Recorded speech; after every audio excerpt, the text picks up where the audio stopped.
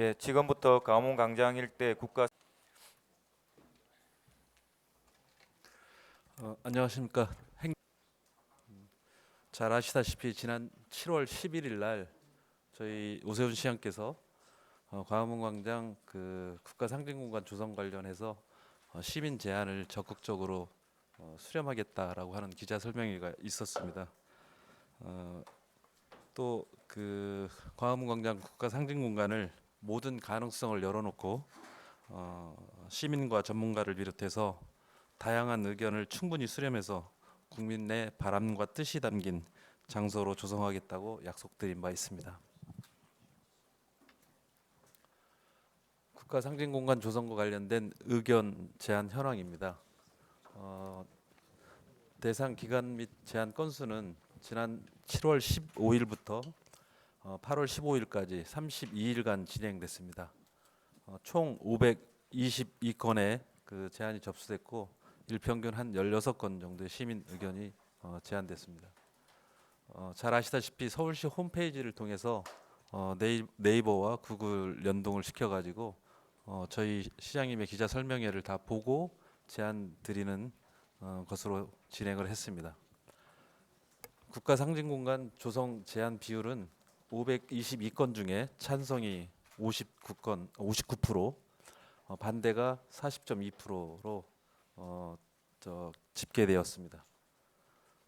특히 이 광화문광장 조성과 관련해서 직접 시민들께서 제안을 해주신 디자인 제안이 약 28건도 함께 접수되었습니다. 국가 상징공간 조성을 위한 국가 상징물의 종류에 대한 제안도 있었습니다. 태극기나 무궁화, 애국가 또 여러 가지 이 상징 조형물을 복합하는 그런 제안들도 있었고요. 그 외에 디지털 미디어 조형물이나 훈민정음, 소나무, 호랑이 거북선과 같은 다양한 제안들도 있었습니다. 국가 상징물 종류 제안 비율을 보면 태극기가 70%로 가장 많은 비율을 차지하고 있었습니다.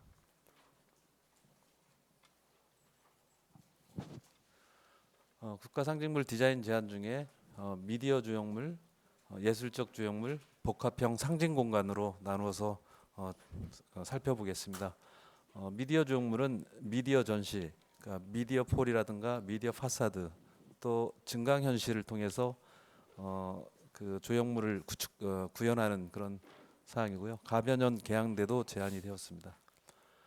예술적 조형물은 국기계양대를 모던하고 예술적으로 재해석해서 조형물을 디자인하는 그런 결과물도 제안되었습니다. 또한 복합형 상징 공간으로 무궁화 및 6.25 참전 국기 등 복합 조형물을 설치하자는 제안도 있었고, 태극탑, 광개토 대왕비 같은 그런 구축물도 제안이 되었습니다. 디자인 세부 제안을 말씀드리겠습니다. 먼저 미디어 조형물로 제안이 된 그 사항입니다. 미디어 큐브형 디자인으로 정육각 면체에 미디어 월을 세워서 거기에 태극기나 기타 국가의 어떤 중요한 행사들을 알리는 그런 조형물로 사용하자는 그런 제안이었습니다. 역시 또 미디어 분수형 디자인을 또 제안해 준 분도 있었고, 인터랙티브형 LED 조형물이라고 해서 위치는 이제 세종문화회관 옆에 선형 LED를 구축물을 통해서 안에 구조물을 넣고 선형 LED를 설치하는 그런 안이 되겠습니다. 히스토릭 큐브라고 하는 이건 이제 제안자가 명칭까지도 제안한 그런 건데요. 그러니까 투명 LED를 사용한 국가적 상징 공간에 조형물을 설치하는 걸로 제안되었습니다. 키네틱 미디어 스컬처인데 이것은 또 직육면체의 그 미디어 파사드인데 이것이 이제 가변형으로 사용하지 않을 때는 조각물로 이렇게 표출되는 그런 안도 제시가 되었습니다. 이거는 이제 증강현실 AR 기법을 활용해서 낮에는 잘 보이진 않지만 밤에 표출될 수 있는 빛의 효과를 극대화한 그런 조형물이라고 보시면 되겠습니다. 광화문 앞에 태극기의 상징 광장을 조성하자는 의견과 태극기 문양의 그늘막 형태의 조형물로 그늘막도 쉼터를 제공하면서도 태극기의 조형성을 극대화한 그런 제안도 있었습니다. 광화문 광장을 국가 상징정원으로 조성하자는 복합형 상징 공간의 제안도 있었습니다. 또한 무궁화를 형성한 디스플레이 LED를 설치하자는 그런 제안들도 있었습니다. 한글 훈민정음을 형상화한 상징 공간을 조성하자는 제안과 광개토 대항비를 세워서 LED형 파사드를 만들어 보자는 그런 제안들도 있었습니다. 또한 국기계양대 조형물을 구입할 수복을 기념하는 그런 조형물이라든지 또 국기계양대를 의정부터 설치하자는 그런 제안들도 있었습니다. 위치를 좀 변경하자는 그런 의견들도 있었습니다. 또한 가변형 국기계양대를 설치하자는 의견들도 있었습니다. 시민 제안을 형성한 그런 모형이 되겠습니다. 또 60%의 찬성도 있었지만 40%의 반대 의견도 있었습니다. 광화문 광장을 현 상태로 유지하자는 의견도 있었고 예산 지출의 우선순위도 검토돼야 된다. 녹지 조성을 하자는 그런 의견들도 있었습니다. 의견 수렴 결과를 다 살펴보면 대다수의 시민들과 국민들은 국가 상징공간 조성이 필요하다는 데는 공감을 해주신 걸로 판단하고 있습니다. 또한 태극기를 포함해서 기술적인 측면에서도 충분히 실현 가능한 방안이 여러 가지가 있다라는 그런 제안이 있었고 또 시민들이 호응하고 참여할 수 있는 공간으로 조성해달라는 의견도 많이 있었습니다. 저희는 이러한 의견들을 종합해서 설계 공모를 통해서 다양하고 창의적인 그런 아이디어를 수렴할 그런 계획입니다. 앞으로 저희 강병근 총괄 건축가를 중심으로 해서 전문가 자문을 거치고 또 광화문 광장에 운영을 하고 있는 열린광장 시민위원회의 자문을 듣고 또 국가건축정책위원회와 국토교통부의 협의를 거쳐서 9월 중에 국제설계 공모를 진행할 예정입니다. 저희가 이제 생각하고 있는 것은 통합설계를 지금 추진하고 있는데 저희가 세종로공원이 지금 조성할 예정인데요. 세종로공원과 우리 국가상징공간을 함께 통합설계 공모를 해서 창의적인 디자인이 나올 수 있도록 진행을 할 예정입니다. 다음은 그 디자인 추진 방향이나 이거에 대해서는 총괄 건축가께서 한번 말씀을 드리겠습니다. 네, 강병근입니다. 의견 수렴 과정에서도 많은 시민들의 아주 다양한 그 아이디어까지 제공된 것을 보셨을 겁니다. 그래서 향후에 설계 공모를 통한 디자인 방향은 크게 세 가지로 이렇게 구분해가 정리했는데요. 잊혀져가는 자유민주주의와 그 인류 평화를 기억해야 될 그 의미를 충분히 필요성과 함께 그 정리를 했는데 세 가지 꼭지로 이렇게 정리를 했습니다. 첫째는 자유민주주의와 인류 평화의 표상이 된 우리 대한민국의 번영의 대한민국을 어떻게 상징화할 것이냐. 그 다음에 이 자유와 이 평화를 지켜낸 아주 수많은 거기에 대표적으로 유엔 참전 용사들의 헌신을 기억하는 공간을 어떻게 상징화할 것이냐.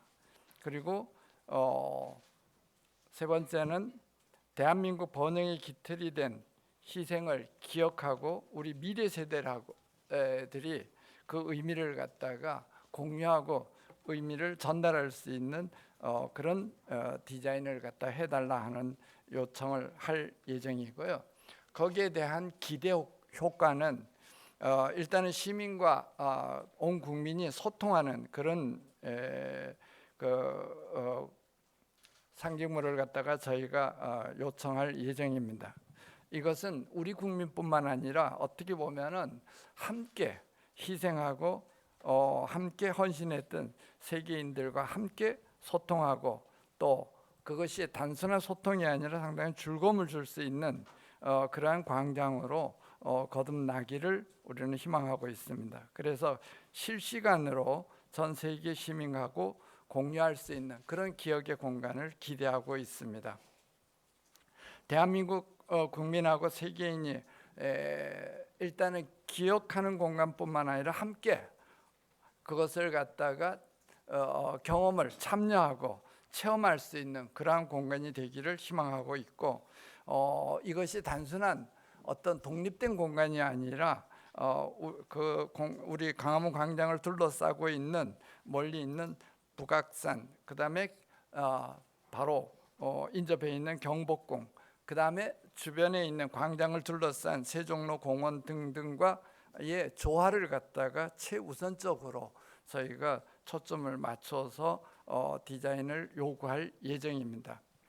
그 방법과 형태에 대해서는 조형물의 어떤 형태와 어떤 디자인을 갖다가 어떤 규모로 어디에 할 것이냐 하는 것은 다 개방되어 있습니다. 그래서 다양한 형태의 디자인을 우리 대한민국이 제일 잘할 수 있는 것이라고 하면은 최첨단 기술을 접목한 그런 것들까지도 우리는 기대를 하고 있습니다. 그래서 그런 것들이 다 어우러져 가지고 미디어 조형물이라든지 국기 개양대라든지 어떠한 것이라도 다 수용 가능한 다양한 형태를 제시를 우리가 요구할 예정이고, 그것은 단순한 형태가 아니라 그 형태에 담을 수 있는 콘텐츠까지도, 그래서 그 콘텐츠는 현재 우리가 표현할 수 있는 것뿐만 아니라 미래에도 얼마든지 전환해 가지고 유기적으로 융통성 있게 표현 가능한 그렇게 그런 것을 갖다가 요구할 예정이고, 유지 관리에 대해서도 상당한 비용뿐만 아니라 관리 용이성이 함께 요구될 예정입니다. 그래서 궁극적으로는 이것이 일시적이고 순간적으로 어떤 향유할 수 있는 것이 아니라 대한민국에 존재하는 한 영구히 이것이 함께 존재할 수 있는 그런 형태로 또 구조물로 이렇게 자리매김할 수 있는 기회가 됐으면 합니다. 광화문 광장이 번영을 꿈꾸는 국가들의 표상이 된 대한민국을 희생과 헌신으로 세워주신 모든 분들, 그분들을 우리 대한민국은 결코 잊지 않고 있고 또 앞으로도 잊지 않을 것이라는 것을 우리 온 국민과 시민과 세계인이 함께 경험하고 그것을 가슴에 새길 수 있는 그런 공간이 될 수 있도록 최선을 다하고 심혈을 기울이겠습니다. 고맙습니다. 시장님께서 먼저 질문 받으시고 추가 질문은 이 부시장님과 총괄건축가님께서 질의 답변하도록 하겠습니다. 그럼 실무적인 또 궁금증은 우리 이 부시장님이나 총괄건축가님 해결해 주시도록 하겠습니다. 지난 한 달여간 의견을 수렴한 결과를 제가 직접 설명드리는 게 시민들께 도리인 것 같아서 오늘 아침에 방침을 좀 바꿨습니다. 방금 전에 교시협의회 행사에 참여하고 오느라고 조금 좀 늦었습니다. 사실 그 광화문 광장에 어떤 국가 상징을 만든다 하는 그 처음의 발상은 사실 이런 거였습니다. 지난번에도 잠깐 설명을 드린 거를 다시 언급을 하자면 이순신 장군 동상이나 세종문화회관, 세종대왕상은 대한민국의 국가 정체성을 보여준다고 하기에는 좀 부족함이 있죠. 아시는 것처럼 조선시대의 인물 두 분이십니다. 이제 그렇기 때문에 이 눈에 보이지 않는 자유민주주의라고 하는 것을 어떻게 형상화해서 보여드리느냐, 이거 참 쉬운 문제가 아니라는 생각을 해서 가장 쉬운 발상을 한 게 이제 태극기였던 거죠. 그래서 오늘날의 이 번영된 대한민국의 자랑스러운 모습을 태극기의 어떤 높은 위치로 상징화해서 보여드리자, 이제 이런 아주 쉽게 접근할 수 있는 발상을 했던 것인데, 뭐 기억하시다시피 이제 태극기를 사용한다는 것과 그 다음에 높이를 높인다는 것이 꼭 그 자유민주주의의 중요성을 강조하는 방법은 아니지 않느냐 하는 반론도 많이 있었습니다. 그래서 아까 보여드린 것처럼 이제 한 달여간 의견 수렴 절차를 거쳤고요. 다시 한번 좀 생각을 다듬을 기회를 한 달 정도를 가졌습니다. 역시 자유민주주의라고 하는 눈에 보이지 않는 무형의 가치를 보여드리기에는 어떤 상징이 필요한데, 그 상징은 1950년도, 그러니까 벌써 한 7, 80년 전에 전 세계에서 아마 대한민국이 어디에 있는지도 잘 모르면서 대한민국으로 자유를 지키기 위해서 달려와 준 청년들, 젊은이들이 없었다면 오늘날의 이 대한민국이 추구하는, 대한민국이 이룬 번영의 밑바탕에 있는 자유민주주의라는 것이 가능했겠느냐 하는 것을 모티브로 상징물을 조형화하는 것이 가장 그 뜻을 극명하게 강조해서 드러내는 방법이 아니냐, 이제 이런 발상을 했던 것이죠. 이제 그래서 아까 설명 중에 유엔군 6.25에 참전했던 유엔군 22개국 얘기가 나왔었는데요. 이 고귀한 젊은이들의 희생과 헌신이 오늘날 이 자랑스러운 특히 공산주의와 대치하고 있는 대한민국에서 이 번영이 꽃피울 수 있었던 바탕에는 바로 전 세계에서 도와주러 왔던 그분들의 정말 고귀한 희생과 헌신이 있었다 하는 것을 주제로 상징물을 만들겠다고 이제 방향을 설정을 한 겁니다. 그 상징물 중에는 태극기가 들어갈 수도 있고 들어가지 않을 수도 있겠죠. 아까 맨 마지막에 보여드린 그 이렇게 보통 때 너무 높은 걸 비판을 하시니 그러면 필요할 때 쭉 뽑아 올려서 한 100m까지 올리는 건 뭐 그렇게 과학적으로 어렵지 않다 그래요. 그래서 그런 그 가변형, 평소에는 낮게 유지를 했다가 필요한 날, 필요한 순간에 높이 뽑아 올려서 뭐 보여드리는 것도 굉장히 화제가 될 것 같다는 판단을 해서 그런 그 작품을 마지막에 보여드렸는데, 그런 형상물을 비롯해서 오늘 주로 보실 수 있었던 그 여러 가지 많은 시민들이, 국민들이 보내주신 아이디어들은 주로 최첨단 과학기술이 적용된 미디어, 디지털 미디어 기술이 구현된 형태입니다. 이것 역시 처음에 생각하지 못했던 굉장히 흥미롭고 세계적으로 주목을 받을 수 있는 형태의 제안들이 꽤 있었습니다. 특히나 22개국의 최첨단 발전한 디지털 기술을 활용해서 실시간 소통할 수 있는 그 미디어, 디지털 미디어 파사들을 이용을 한다면 전 세계와 교감하는 대한민국, 그리고 그 나라들에게 6.25 때 한 번 정도 고마움을 잊지 않겠다라고 이야기하던 것을 넘어서서 1년 365일 늘 그 나라들, 또 그 나라에서 파견됐던 피 흘리고 유명을 달리하신 젊은 참전 군인들의 넋을 기리는 그런 공간으로 365일 기능할 수 있다는 어떤 의미가 더 상징적으로 극대화될 수 있겠다 하는 기대를 하게 됩니다. 이제 그래서 오늘 이 설계 경쟁을 하는 어떤 그 원칙을 드림에 있어서 아날로그적인 방식도 좋고 디지털 방식도 좋다. 그러니까 과거의 국기 개양대 형식도 좋고 최첨단 디지털 미디어 기술을 활용한 정말 그 아직까지 지구상에 없었던 그런 기술을 구현한 그런 아름다운 상징물이라도, 의미 있는 상징물이라도 좋다. 이렇게 오픈을 하기로 결정을 한 겁니다. 그래서 아까 17페이지 좀 띄워주세요. 17페이지에서 세 개로 설명을 했던 그 전 세계에서 왔던 자유와 평화를 지키고자 하는 열망으로 와서 도와줬던 젊은이들의 피, 그리고 희생과 헌신을 상징화한다는 것으로 요약을 해서 오늘 제시를 하기에 이른 겁니다. 그 의미에 대해서는 뭐 이 정도로 설명을 드리기로 하고, 혹시 저한테 직접 이 의무와 관련해서나 뭐 질문 주실 게 있으면 제가 일단 한 2개 받고 또 실무적인 설명 드리겠습니다.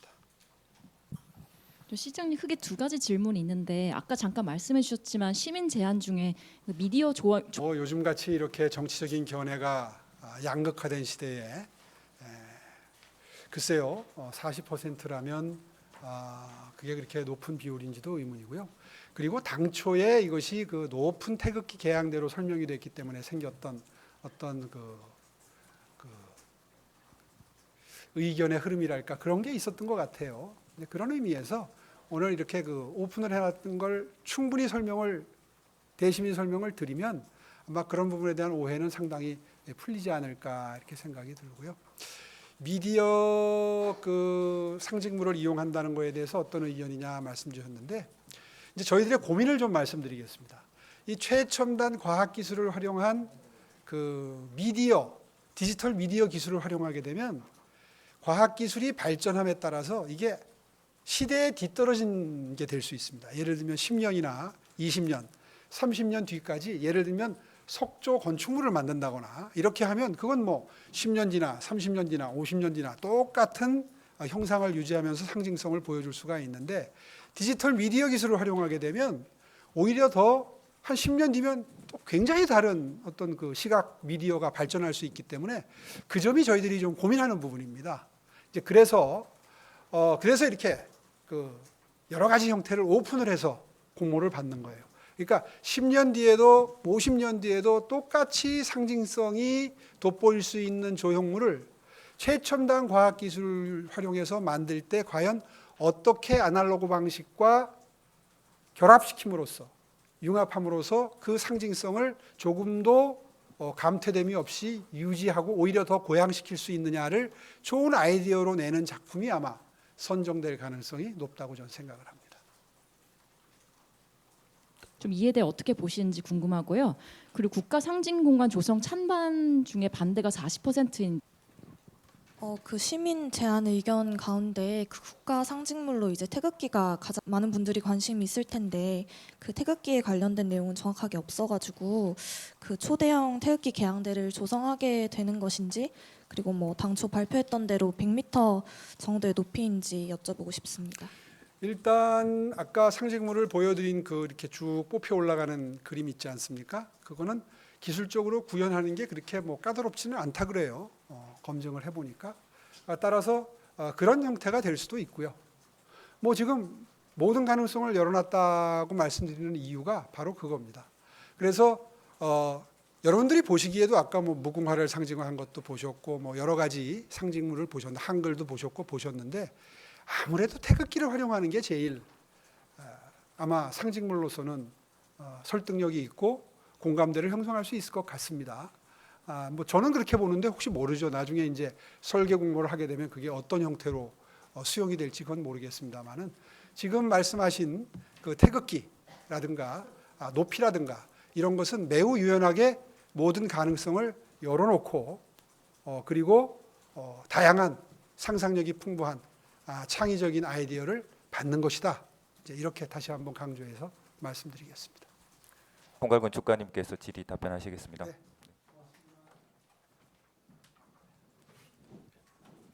질문하신 기자님 손 들어주십시오.